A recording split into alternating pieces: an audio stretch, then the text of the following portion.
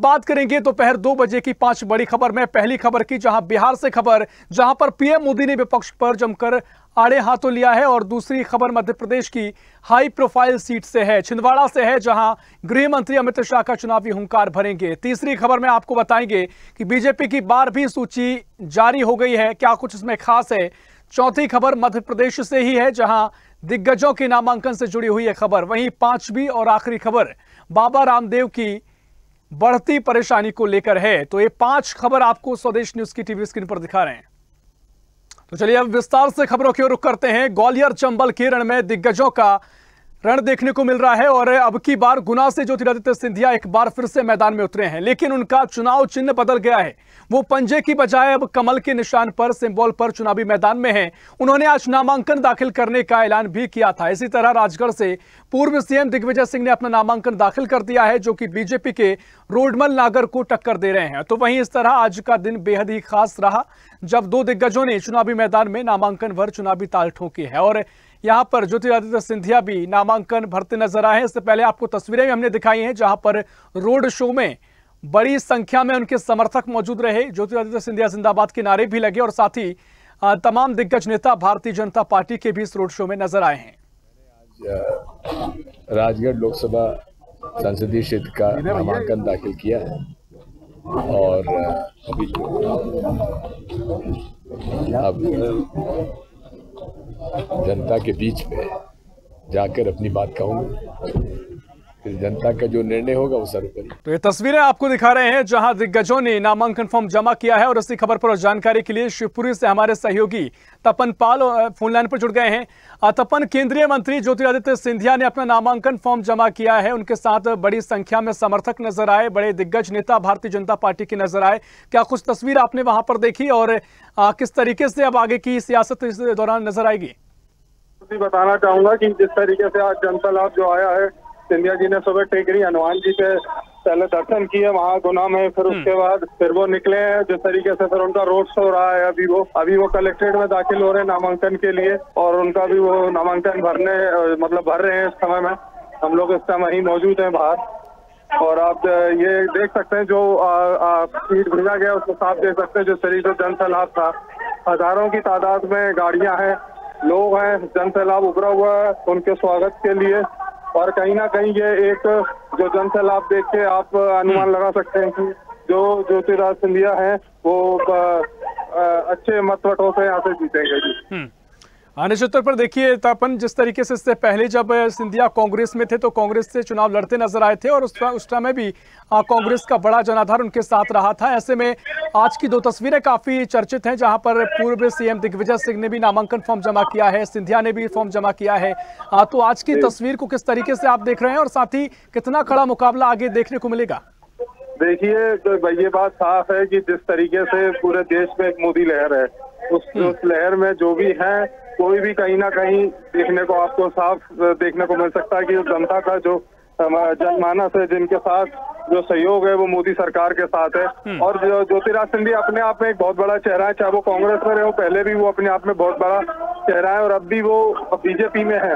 भले ही चुनाव चिन्ह बदला है, पर जनता जो है, जनमानस जो है वो उन्हीं से जुड़ी हुई है, और पीढ़ी दर पीढ़ी इस परिवार से जुड़ी रही है यहाँ पे।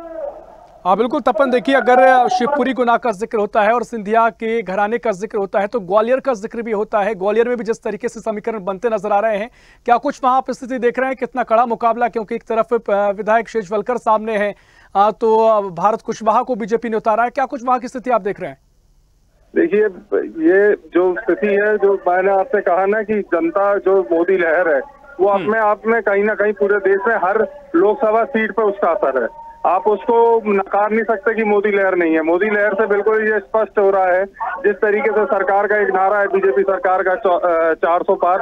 अब ये 400 पार का आंकड़ा होता कि नहीं होता इस मोदी लहर के साथ, ये देखने में दिलचस्प है। पर जिस तरीके से जो जन सैलाब है, जो जनता का जो मन है, जिसमें मन में मोदी बस गए या मोदी मन में है, जो फिर से मोदी, ये जो नारे हैं, इस तरीके से पब्लिक के सामने एक चेहरा, बड़ा चेहरा है, एक बड़ी शक्ति के रूप में एक देखा जाए तो। हाँ बिल्कुल तपन, बहुत शुक्रिया आपका तमाम जानकारी हम तक पहुंचाने के लिए। तो ये 2 तस्वीरें जहां पर भारतीय जनता पार्टी और कांग्रेस के दिग्गजों ने नामांकन फॉर्म जमा किया है। रुख करेंगे अगली खबर की ओर। प्रधानमंत्री नरेंद्र मोदी ने गया और पूर्णिया में जनसभा को संबोधित किया और प्रधानमंत्री मोदी ने एनडीए उम्मीदवारों के पक्ष में चुनाव प्रचार कर वोट मांगे हैं। पूर्णिया लोकसभा से एनडीए के जेडीयू उम्मीदवार संतोष कुशवाहा के लिए चुनाव प्रचार करते वोट मांगे। प्रधानमंत्री मोदी ने आज बिहार के गया और पूर्णिया में कहा कि समाज के वंचित शोषित वर्ग को ऊपर उठाना, उन्हें सम्मानजनक जीवन जीने का हक देना हमारी सरकार का मिशन है। प्रधानमंत्री नरेंद्र मोदी ने मुख्यमंत्री नीतीश कुमार की सरकार के शासन की प्रशंसा की, आरजेडी पर निशाना साधा और कहा कि एक समय में बिहार में जंगल राज था, लेकिन नीतीश कुमार के राज में बिहार बदल रहा है। आरजेडी वाले जनता को लूटकर खुद मलाई खाना चाहते हैं और साथ ही तमाम बातों को लेकर विपक्षी दलों पर जमकर निशाना साधते पीएम मोदी नजर आए। और इसी खबर पर और जानकारी के लिए पटना से हमारे सहयोगी धर्मेंद्र कुमार फोन लाइन पर जुड़ गए हैं। धर्मेंद्र, जिस तरीके से आज प्रधानमंत्री का दौरा रहा है, गया और पूर्णिया में सभा को संबोधित किया है, क्या कुछ बड़ी बातें उनकी इस दौरे की रही हैं और क्या कुछ समीकरण साधने की कोशिश पीएम मोदी द्वारा की गई है? क्या कुछ अपडेट उनके दौरे को लेकर? सबसे बड़ी बात है कि प्रधानमंत्री ने जिस तरह से दोनों सभा में INDI इंडिया गठबंधन पर जोरदार हमला किया, यानी महागठबंधन पर जोरदार हमला किया है। उन्होंने स्पष्ट रूप से कहा है कि ये गठबंधन नहीं, ये मजबूरी का गठबंधन है। इन्हें विकास और विकास से कोई लेना देना नहीं, जनता से कोई उसको मतलब नहीं है। ये मजबूरी में ये लोग एकजुट हुए हैं, ना कि ये महागठबंधन में कोई नीति है न कुछ है। जबकि स्पष्ट रूप से उन्होंने कुछ 15 साल पूर्व जो है उन्होंने याद दिलवाया कि जिस समय यहाँ राजद के शासनकाल थी, उस समय लोग निकलते नहीं थे, डर से भयभीत था, सारे लोग, सारी व्यवस्था चौपट थी। उस समय एनडीए की सरकार जब आई तो उन्होंने यहाँ की जनता को सारी व्यवस्था उपलब्ध कराई और यही बातें जो है हर सभा में प्रधानमंत्री जो है बोलकर आम जनता को एक लुभाने की बात, एक इमोशनल कार्ड खेल रहे हैं कि आप लोग अभी भी सतर्क रहिए, अन्यथा कल अगर कोई सी परिस्थिति बन जाती है तो फिर वही आपको झेलना पड़ेगा जो आज 15 साल पूर्व झेले हैं। इसलिए आप अपने हर चीज को, अपनी बात को समझते हुए, अपनी सारी चीजों को समझते हुए अपनी मतदान करें और एक राजद का जो स्थिति बनी हुई है उस स्थिति को समझे। आखिर वो लोग सिर्फ भ्रष्टाचारी है, परिवारवाद है, वो जनता से किसी प्रकार का लेना देना नहीं है। प्रधानमंत्री ये समझाने का प्रयास कर रहे हैं जनता के बीच, कह रहे हैं कि वो आपका हितैषी नहीं है, वो तो सिर्फ पार्टी परिवार की पार्टी है, आपकी पार्टी नहीं है, आपके लिए वो नहीं काम करता है। उदाहरण देते हैं कि हर चुनाव में देखिए कि पूरे चुनाव में हर परिवार को खड़ा किया है, तो वो परिवार के लिए मरता है, ना कि जनता के लिए मरता है। प्रधानमंत्री ने साफ संकेत दोनों जगह से दिया कि आप लोग अभी भी मौका है, समय है, अपनी बहुमत मत जो है। निश्चित तौर पर धर्मेंद्र, आरजेडी पर जमकर पीएम मोदी ने निशाना साधा है और क्या कुछ असर उनके इस दौरे का होगा देखना बहुत महत्वपूर्ण होगा। धर्मेंद्र, बहुत शुक्रिया आपका तमाम जानकारी हम तक पहुंचाने के लिए। तो प्रधानमंत्री नरेंद्र मोदी ने बिहार का दौरा किया है, पूर्णिया गया में सभा को संबोधित किया है, कितना असर होगा, क्या कुछ तस्वीर नजर आएगी, देखना महत्वपूर्ण होगा। रुक करेंगे अगली खबर की ओर, जहां मध्य प्रदेश में लोकसभा चुनाव 2024 के पहले चरण की वोटिंग का वक्त नजदीक आ गया है।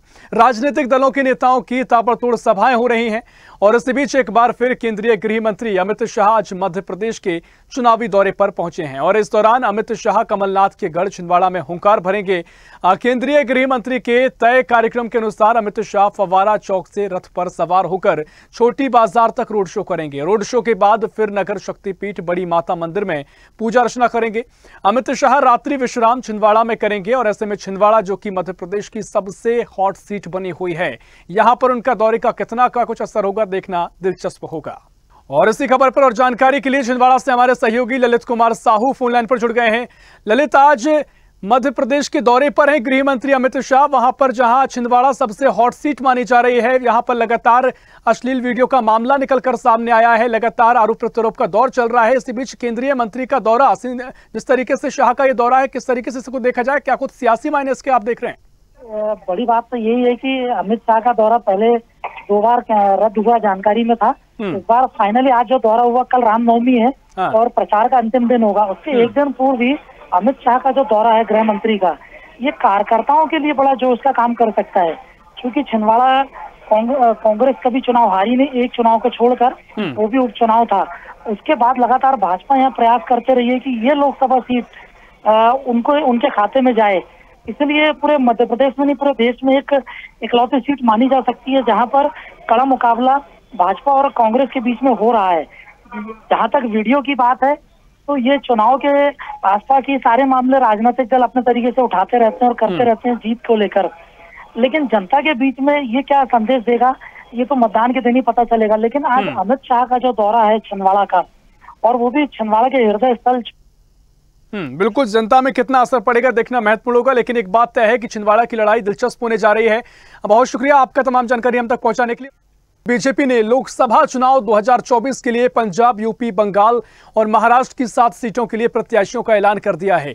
लोकसभा चुनाव 2024 में बीजेपी ने अपनी 12वीं लिस्ट जारी की है। इसके साथ ही पार्टी ने उड़ीसा विधानसभा चुनाव और कई राज्यों की विधानसभा सीटों पर होने वाले उपचुनाव को लेकर भी उम्मीदवारों के नाम का ऐलान किया है। बता दें कि बीजेपी ने यूपी की फिरोजाबाद सीट से ठाकुर विश्वदीप सिंह और देवरिया से शशांक मणि त्रिपाठी को प्रत्याशी बनाया है। वहीं पश्चिम बंगाल की डायमंड हार्बर सीट से अभिजीत दास को उम्मीदवार घोषित किया गया है। इस सीट से ममता बनर्जी के भतीजे अभिषेक बनर्जी भी चुनावी मैदान में है।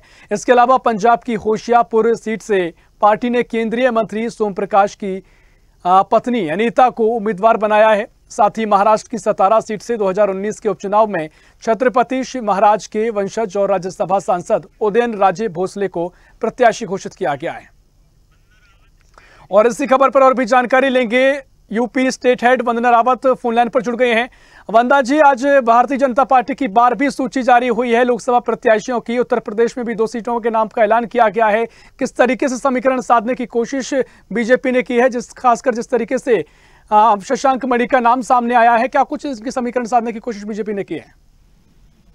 देखिए ऋषभ, क्योंकि भारतीय जनता पार्टी को जो ठाकुरों का जो गुस्सा है वो काफी हद तक बर्दाश्त करना पड़ रहा था। काफी राजपूतों में काफी नाराजगी थी पार्टी को लेकर, क्योंकि उन्होंने वीके सिंह का भी टिकट काटा और अन्य लोगों से और भी ऐसे ठाकुर थे जिनका उन्होंने टिकट काटा। इसको लेकर उनको नाराजगी झेलनी पड़ रही थी। लेकिन आज जो कि 12वीं सूची भारतीय जनता पार्टी ने जारी की है, जिसमें देवरिया से शशांक त्रिपाठी और फिरोजाबाद से ठाकुर विश्वदीप सिंह को टिकट दिया है। शशांक मणि त्रिपाठी जो है वो पूर्व सांसद थे, सेवानिवृत्त लेफ्टिनेंट जनरल श्री प्रकाश मणि त्रिपाठी के बेटे। प्रकाश मणि त्रिपाठी की 1996 से 1999 तक देवरिया से बीजेपी से सांसद रह चुके हैं और देवरिया में बीजेपी का खाता 1996 में सबसे पहले शशांक त्रिपाठी के पिताजी जो श्री प्रकाश मणि त्रिपाठी हैं उन्होंने ही खोला था। वो IIT दिल्ली से बीटेक और IMD लुसान